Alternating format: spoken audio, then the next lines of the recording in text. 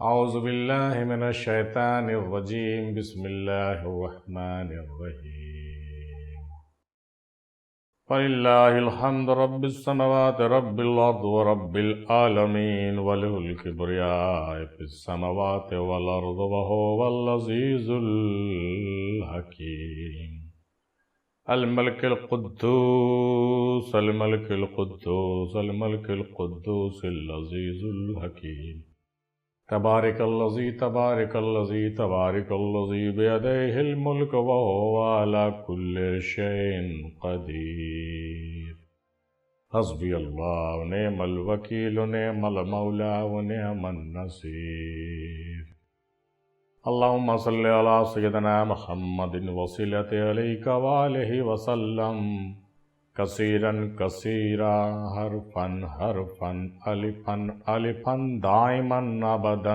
بعدد کل معلوم لک الصلاة والسلام علیکہ یا رسول اللہ الصلاة والسلام علیکہ یا حبیب اللہ الصلاة والسلام علیکہ یا نبی اللہ۔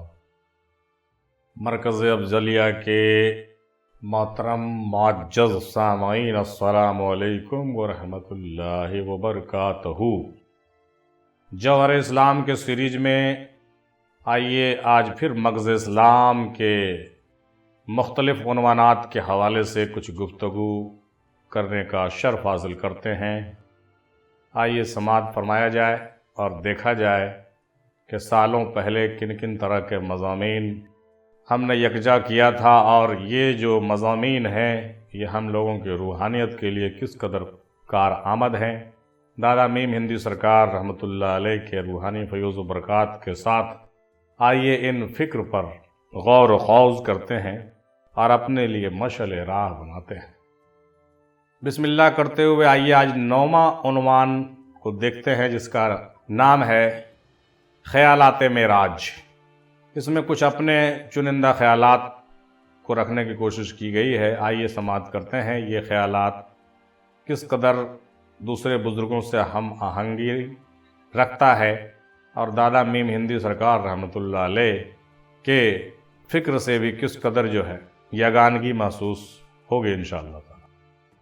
نمبر 1، کامیابی محنت سے ضرور ملتی ہے مگر صرف محنت سے نہیں۔ کامیابی محنت سے ضرور ملتی ہے مگر صرف محنت سے نہیں۔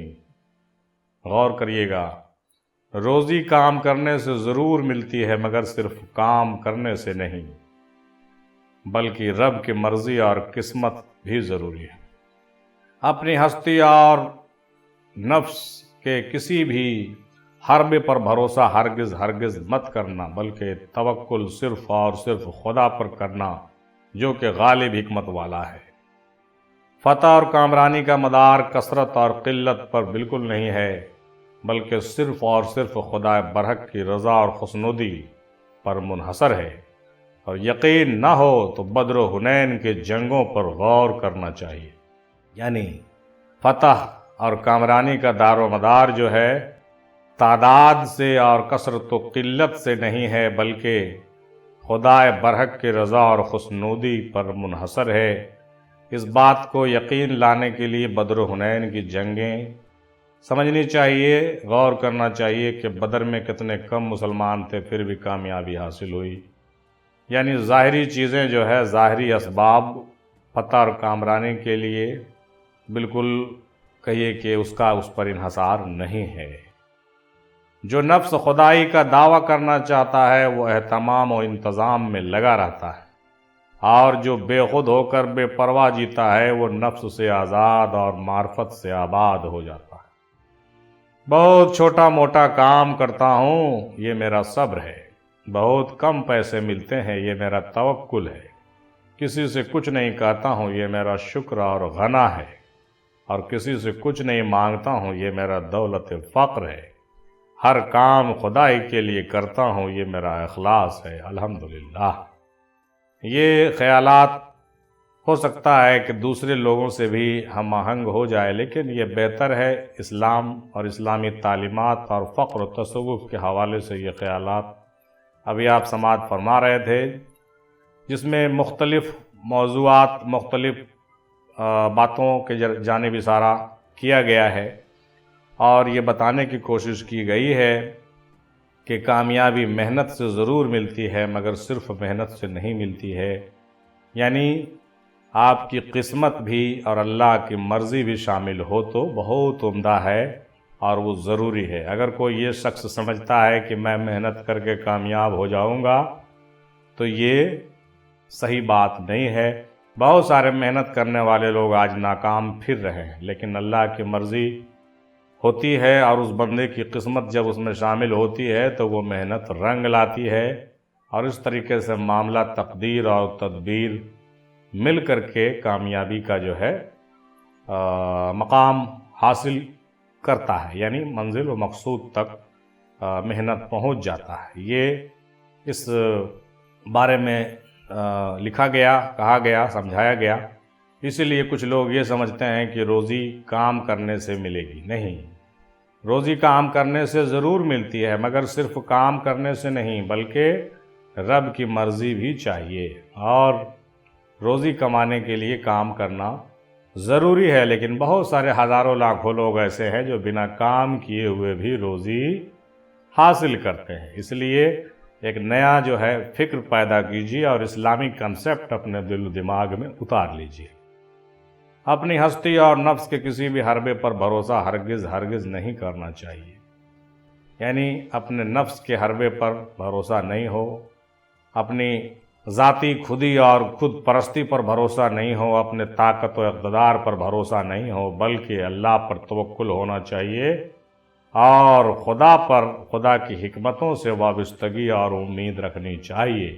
ایسے بھی تصوف کے اعتبار سے اپنے ذاتی حربے اور اپنے ذاتی طاقت اور اپنے ذاتی کوششوں پر بھروسہ کرنا شرک خفی کہلاتا ہے، یہ ہم لوگوں نے پہلے بھی ذکر کیا ہے۔ اور وہی بات بالکل واضح طور سے واضح ہوتی ہے کہ فتح اور کامرانی کا مدار، چاہے وہ دینی ہو یا دنیاوی ہو، اس کا مدار کثرت اور قلت پر نہیں ہے بلکہ خدا برحق کے رضا اور خوشنودی پر ہے۔ یہ تو ہم نے پہلے بیان کر دیا۔ جو نفس خدائی کا دعویٰ کرنا چاہتا ہے وہ اہتمام و انتظام میں لگا رہتا ہے اور بے خود ہو کر بے پرواہ جیتا ہے، وہ نفس سے آزاد اور معرفت سے آباد ہو جاتا ہے۔ یعنی بے خودی پیدا کرنا، بے پرواہی پیدا کرنا اور نفس سے بیگانگی پیدا کرنا، یہ تعلیم صوفیہ ہے۔ اس پر جو ہے غور فکر کرنا چاہیے کہ کوئی بھی کام ہو وہ نفس سے ہٹ کر ہو، یعنی نفسانی خواہشات سے پاک ہو کر ہو۔ نفسانی خواہشات کو جوڑ کر اگر کوئی کام کیا جائے گا، اہتمام و انتظام کیا جائے گا، تو گویا وہ خدائی دعویٰ کرنے والا ہے، نفس خدائی کا دعویٰ کرنا چاہتا ہے۔ یہ غلط ہے اور اس کو پھلنے پھولنے نہیں دیا جانا چاہیے، بلکہ اس نفس کے جڑ کو کاٹ دینا چاہیے، اور کوئی بھی کام ہو، کوئی بھی عمل ہو، بے خود ہو کر بلا نفس کے، بغیر مفاد کے کرنے کا نیت کرنا چاہیے اور آگے بڑھانا چاہیے۔ البتہ اس کام کو کرنے سے اگر کچھ اجرتیں مل جاتی ہیں تو وہ ٹھیک ہے، اجرت لے لینا الگ بات ہے اور اجرت مل جانا الگ بات ہے، لیکن اجرت کے لیے کام کرنا یہ غلط بات ہے۔